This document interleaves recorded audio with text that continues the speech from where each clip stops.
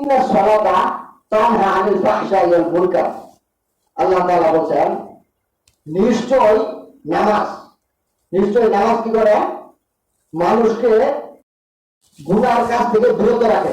নামাজ আদায় করা আমাদের দরকার আছে না? আমরা যদি নামাজ না পড়ে যতই গুনাহ থেকে বেঁচে থাকার জন্য চেষ্টা করি, গুনাহ থেকে বেঁচে থাকতে পারবো? কারণ আল্লাহ তাআলা বলছে, কোরআনের মধ্যে বলছে যে ইন্না সালাতা তানহা আনিল ফাহশাই ওয়াল মুনকার, নিশ্চয়ই নামাজ মানুষকে গুনাহ থেকে বিরত রাখে, অশ্লীল কাজ থেকে বিরত রাখে। তাহলে আমাদের সর্বপ্রথম নামাজ ধরতে হবে, ঠিক না? সর্বপ্রথম নামাজ ধরতে হবে। যদি আমরা নামাজ না ধরি তাহলে কোনো গুনাহ থেকে বাঁচা আমাদের পক্ষে সম্ভব না। অনেকেই বলে নামাজ না পড়ি ইমান ঠিক আছে, ঠিক না? বলে নামাজ না পড়লে ইমান কিভাবে ঠিক থাকে? যে যারা নামাজ পড়ে তারা কিন্তু বলে না যে আমি নামাজ পড়ি আমার ইমান ঠিক আছে, আর যারা নামাজ পড়ে না তারা বলে নামাজ না পড়লে ইমান ঠিক আছে। তাহলে এটা কিন্তু চোরের মায়ের বড় করা, এরকম একটা বিষয়। আপনি যদি আপনার সন্তান যদি কি করে, যদি গুনাহ করে, যেমন একটা খারাপ কাজ করে ভুল গেছে, এর কারণে কিন্তু আপনি তাকে প্রমাণ করবেন, গালিগালাজ করবেন, বকাবকি করবেন, ঠিক না? আর আপনি সন্তান বিড়ি খাওয়ার চেয়ে কিন্তু নামাজ পড়াটা অনেক অনেক গুণ অপরাধ বেশি। আর আমরা এদিকে কি করি না, খেয়াল করি না।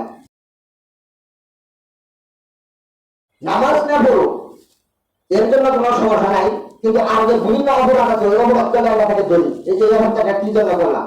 এটা আমাদের সন্তান, আল্লাহ তাআলা তার সন্তান কি করছে দুনিয়াতে এটা কিন্তু তার বাবার কাছ থেকে হিসাব নেই। তুমি কিভাবে তোমার সন্তানকে বড় করছো, কি শিক্ষা দিচ্ছ, কি শিখাইছো, আর দুনিয়াতে কি আমল করছে, এটা সরকার জারিয়া। সরকার জারিয়া দুইবার হতে পারে। একটা হচ্ছে সরকার জারিয়া, যেমন আপনার সন্তানকে আপনার মাদ্রাসায় পড়াইছেন, আলেম বানাইছেন। আলেম বানানো কিন্তু সহজ না, আলেম হওয়া ফরজ না, এটা হচ্ছে ফরজে কিফায়া। ফরজে কিফায়া কিরকম? যেমন এক গ্রামের মধ্যে একজন আলেম থাকবে, ওই একজন আলেম সকলকে কি করবে? নামাজ শিক্ষা দিবে। তার ফরজ বিধান আদায় করার জন্য যতটুকু শিক্ষা প্রয়োজন ততটুকু শুধু শিখবে, এইটুকু ততটুকু শিক্ষা করা ফরজ। যতটুকু শিক্ষা প্রয়োজন আল্লাহ তাআলা বিধান আদায় করার জন্য যতটুকু শিক্ষা প্রয়োজন এলম শিক্ষা ততটুকু শিক্ষা করা হলো ফরজে আইন। আর এর থেকে বেশি শিক্ষা করা হলো ফরজে কিফায়া। জানাজা নামাজের মধ্যে যেমন জানাজা নামাজ যেমন একজনে আদায় করে দিলে সকলের আদায় হয়ে যায়, এরকম আর কি। একজন গ্রামের মধ্যে একজন আলেম হলে যথেষ্ট। আলেম হওয়া শর্ত না। এজন্য আপনার সন্তানকে আলেম বানান, হাফেজ বানান, যদি বানান তাহলে আপনি যখন মৃত্যুবরণ করবেন তখন আপনার সন্তান কি করবে? আপনার জন্য দোয়া করবে। দোয়া করলে কি হবে? আপনার কবরে সহজ দেয় জারিয়া ছোট, আপনার কবরে সহজ পৌঁছে দিচ্ছে। আর যে আপনি যদি দুনিয়া থেকে ভালো কাজ করে দিতে পারেন, যেমন মসজিদে দান করছেন, মসজিদে নামাজ পড়া অথবা একটা টিউবওয়েল করে দিচ্ছেন, অথবা অজুখানায় টাকা দিচ্ছেন, অজু করার করে দিচ্ছেন, এরকম যে সঙ্গে জারিয়া এগুলো যদি করেছেন তাহলে আপনার কবরে সঙ্গে জারিয়া পৌঁছাবে। আরেকটা আছে এটা বিপরীত। কিরকম? যেমন আপনার সন্তানকে মোবাইল কিনা দিচ্ছেন, মোবাইলে গুনাহ করছে অথবা বিভিন্ন ভাবে গুনাহ করছে, আপনি তাকে বাধা দেন নাই। গুনাহ গুনাহ তো করবেই, গুনাহ করবে, এটাই স্বাভাবিক। গুনাহ না করাটা মানুষের দ্বারা এটা স্বাভাবিক না, এটা হচ্ছে অস্বাভাবিক। এই জন্য গুনাহ করবে, কিন্তু গুনাহ করলে তাকে বলতে হবে, শরীর পথে আনার জন্য চেষ্টা করতে হবে। আপনি যদি আপনার সন্তান গুনাহ করে, যদি গাঁজা খায়, মদ খায়, অথবা এরকম খারাপ কাজ করে, নামাজ না পড়ে, জাকাত না দেয়, রোজা না রাখে, তাহলে গুনাহ আছে, এই গুনাহের দাগ কিন্তু আপনি কবরে পাবেন। এই জন্য আমাদের সন্তানদেরকে নামাজ পড়া হবে এবং নিজেকে নামাজ পড়তে হবে। অনেকে আছে কি করে নিজে নামাজ পড়ে না। আল্লাহ তাআলা বলছেন ইয়া আইয়ুহাল্লাযীনা আমানু, হে মুমিনেরা, মুমিনদেরকে ডাক দিয়ে বলছে আল্লাহ।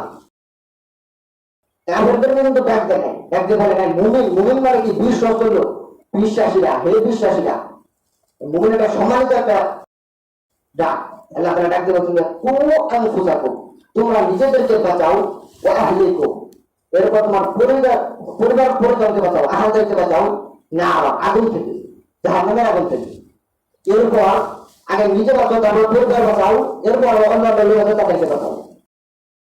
আল্লাহ তাআলা বলেন এই জন্য আমরা আগে নামাজি হবো, আগে আমরা পাঁচটা ইমানদার হবো। আপনি যদি একটা আমল না করেন, তাহলে যদি আপনি একজনকে বলেন, তাহলে কি বলবে? নিজে আমল করেন না আমাকে বলতেছে, এরকম এরকম বলবে না।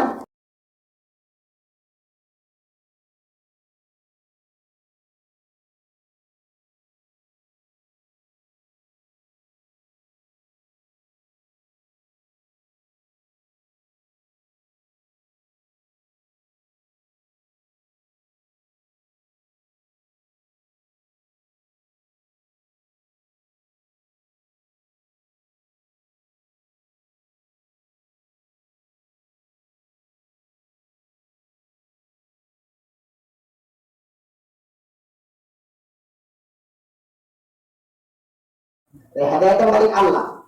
আর আমাদের কাজ অর্থাৎ আলেমদের কাজ হচ্ছে কি শুধু পৌঁছে দেওয়া, তাকে যে নামাজ পড়াইতে হবে, মসজিদে আনতে হবে, নামাজ পড়াইতে হবে এরকম না। কিন্তু আপনি একজনকে দাওয়াত দিলেন, যদি সে নামাজ না পড়ে এরপরে যদি আপনি সওয়াব পাবেন, ঠিক না?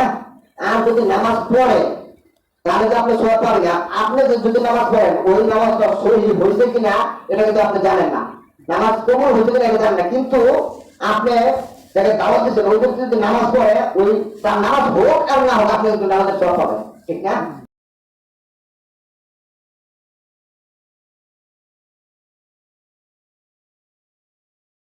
আল্লাহ ইসলামকে কত সহজ করছে।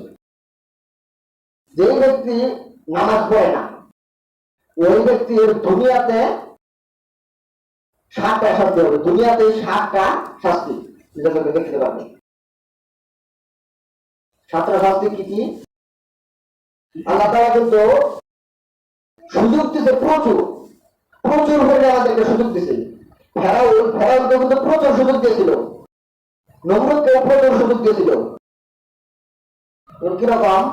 নমরুদ আল্লাহকে মারার জন্য ছিল, এরপরেও তাকে সুযোগ দিয়েছিল ভালো। যদি তো ভালো তো আল্লাহ তাআলা অবশ্যই তাকে মাফ করে দিত।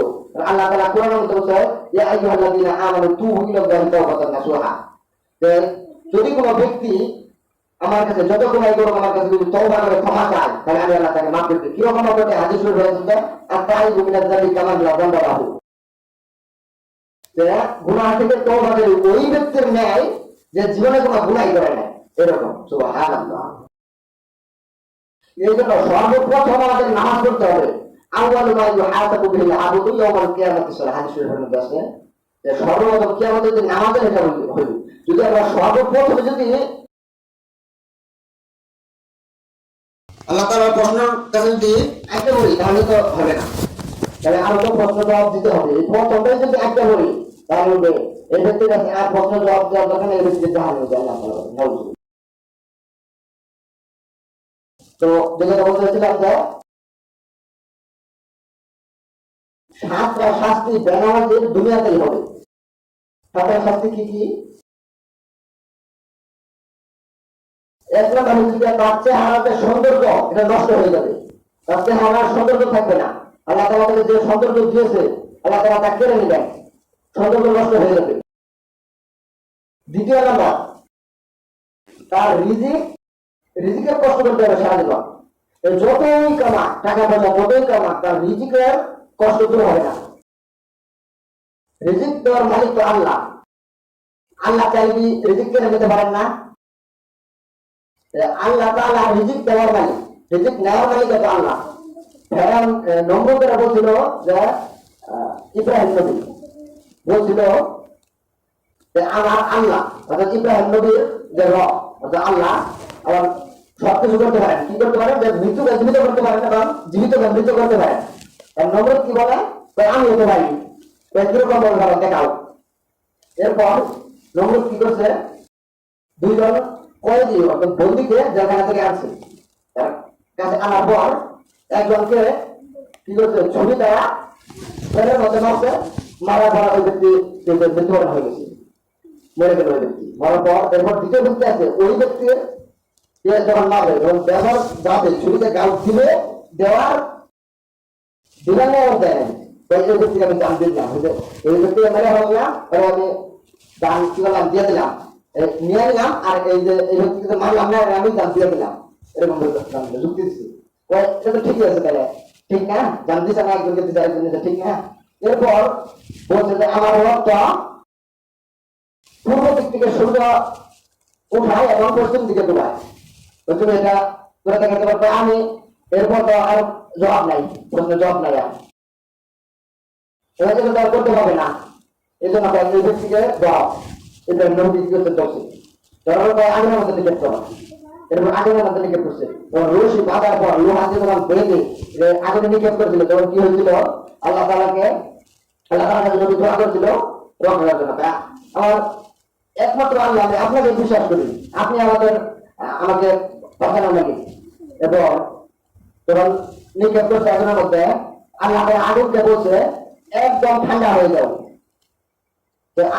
আমার সাবধান, এত ঠান্ডা হবে না ঠান্ডা লেগে যায়, এরকম ঠান্ডা হবে না। আল্লাহ তাআলা বলছে কিরকম ঠান্ডা হবো? স্বাভাবিক, যাতে এত ঠান্ডা না তো গরম না, স্বাভাবিক। এরপর ওই আগুনের মধ্যে হযরত ইব্রাহিম নবী 40 দিন পর্যন্ত ছিলেন। এরপর যখন বৃদ্ধকালে যখন তার নাতি নাতিদের সাথে বলতে যায়, আমি সবচেয়ে আরামদায়ক দিন ছিল আমার ওই 40 দিন আগুনের মধ্যে ছিলাম, এই 40 দিন আমার সবচেয়ে আনন্দের দিন ছিল। সুবহানাল্লাহ। দেখেন, আল্লাহ তাআলার প্রতি বিশ্বাস রাখলে আল্লাহ তাআলা, আপনি যদি ইব্রাহিম নবীর মতো ঈমান আনতে পারেন, আপনাকেও আল্লাহ তাআলা এরকম ভাবে রক্ষা করবেন। তো যাই হোক, যেটা বলতে দিলাম যে বেনামাজিকে 7টা শাস্তি দুনিয়াতে দিবে। এক নাম্বার কি বলছে, যে তার চেহারা নষ্ট হয়ে যাবে, চেহারার উজ্জ্বলতা থাকবে না, চেহারা সৌন্দর্য নষ্ট হয়ে যাবে। 2 নাম্বার হচ্ছে তার রিজিকের কষ্ট থাকবে, রিজিকের কষ্ট কোনো দিতে হবে না। আপনি যতই টাকা কামান, যতই আপনি দুনিয়ার পিছনে দৌড়ান, দুনিয়ার পিছনে দৌড়ানোর জন্য গুণা সবুজ দুনিয়ার রসগুলি খতিয়া হাদিস শরীফে আছে যে দুনিয়ার মহাকালের সমস্ত গুনাহের মূল। আর কবি বলছে যে দুনিয়া মে হো দুনিয়া কা তলব করা না, দুনিয়ার মধ্যে দুনিয়া তলব করাটা অনেক বড় একটা গুনাহের কাজ। এই জন্য আমরা দুনিয়ার দিকে দৌড়াবো। এরপর 3 নাম্বার হচ্ছে কি, তার দোয়া কবুল হবে না। ওই ব্যক্তি যতই দোয়া করুক, নামাজ না পড়লে বেনামাজির দোয়া যতই দোয়া করুক, আল্লাহ তাআলা তার দোয়া কবুল করবেন না। বেনামাজিকে তো অনেক কঠোর ভাবে কোরআনের মধ্যে অনেকবার নামাজের কথা বলে হয়েছে। আল্লাহ তাআলা বলছেন যে অনেক ইমাম বলছেন যে যদি নামাজ না পড়ে, নবী সাল্লাল্লাহু আলাইহি ওয়াসাল্লাম বলছেন যে যদি কেউ বিনা কারণে মসজিদে জামাতে উপস্থিত না হয়, তাহলে তার কি হবে? আমার মনে চায় যে ইমামতের দায়িত্বটা অন্য কাউকে দিয়ে, আমার মনে চায় আমি গ্রামে গ্রামে গিয়ে তাদের ঘর বানিয়ে পুড়িয়ে দিই, এটা পুড়ে ধ্বংস হয়ে গেছে। যদি নামাজের মধ্যে উপস্থিত, শুধু জামাতে উপস্থিত না থাকার কারণে যদি নবী সাল্লাল্লাহু আলাইহি ওয়াসাল্লাম বলেন যে আমার মনে চায় তাদের ঘর বানিয়ে পুড়িয়ে দিই, তাহলে নামাজ না পড়ে তার ভিতরে কিরকম কঠোর হবে? এক উত্তর নামাজ না পড়লে তো 80 হুকা জাহান্নাম, 1 হুকার পরিমাণ কত? 3,88,00,000 বছর জাহান্নাম। আমরা শুধু শুনি জাহান্নাম, এটা কিরকম তো আমরা জানি না। জাহান্নামের আগুন এরকম ভয়ঙ্কর যেটা বর্ণনা করে প্রকাশ করা যায় না, অসম্ভব, আমাদের ধারণার বাইরে এটা। যাই হোক, এই বিষয়ে আমি যাবো না, ব্যক্তিগত সময় কম। প্রথমে আমরা বলছি দোয়া কবুল করবে না, বেনামাজির দোয়া আল্লাহ তাআলা কোনোদিন কবুল করবেন না। এরপর 4 নাম্বার হচ্ছে কি, ওই ব্যক্তি হতাশ থাকবে, হতাশ।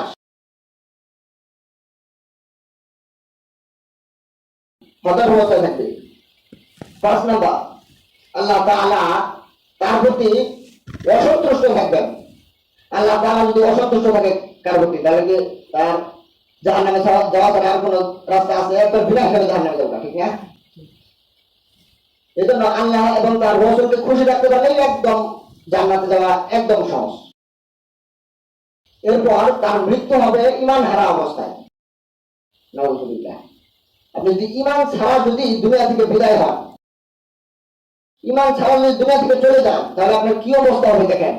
এই আল্লাহ তাআলা কোরআনের মধ্যে বলছে যে এই দুনিয়াটা আখিরাতের তুলনায়, আখিরাতের একদিন দুনিয়া হচ্ছে 1000 বছর এর সমতুল্য। আপনি যখন আল্লাহ তাআলার কাছে যাবেন, তখন কি হবে?